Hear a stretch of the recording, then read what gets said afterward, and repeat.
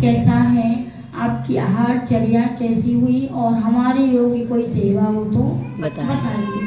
जिस भी कहीं भी जिस स्थान पर आपको साधु मिले या दर्शन करने आप जाते हैं तो ये जरूर 3 चीजें पूछना चाहिए।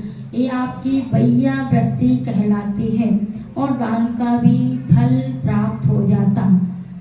तो कहीं भी कोई स्थान पर पहले अपनी बात है तो बाद में सुनाना, पर इतना जरूर पूछना। उसके बाद नहीं तो होता क्या, पहले अपनी रामायण सुनाते हैं बाद में पूछते हैं, है ना। तो रामायण तो बाद में भी सुना सकते हो, लेकिन पहले हमेशा अपने उनकी योग जो भी वस्तु हैं आप वो करें और पूछें, और उनकी सेवा योग सारी क्रियाओं के बारे में पूछें।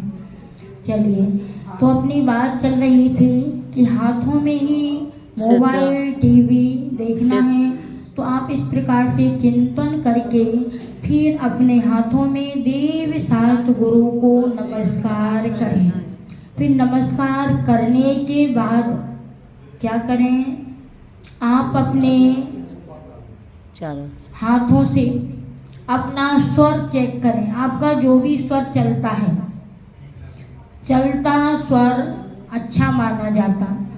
अगर चंद्र स्वर लेफ्ट वाला चंद्र स्वर कहलाता और राइट वाला सूर्य स्वर, और दोनों यदि एक साथ चलते हैं तो उसे सुषुम्ना स्वर कहते हैं। तो स्वर का पहले आप देखें कि कौन सा स्वर आपका चल रहा। ये कैसे समझ? एक कैसे आपकी जिस नाक के छेद से आसानी से हवा निकलती तो वो चलता स्वर कहलाता, और जिससे थोड़ी दिक्कत आती है धीमे धीमे निकलती तो वो स्वर अच्छा नहीं होता। तो पहले आप देखें कि कौन सा स्वर चल रहा, तो अपने उस स्वर की हवा अपने अंजलि में भरें और ओम की ध्वनि क्या करें, ओम की ध्वनि कम से कम 3 बार, 9 बार, 27 बार या 108 बार, जितने बार आपको करना। तो ओम की ध्वनि अपनी अंजलि में भर करके ऐसे ओम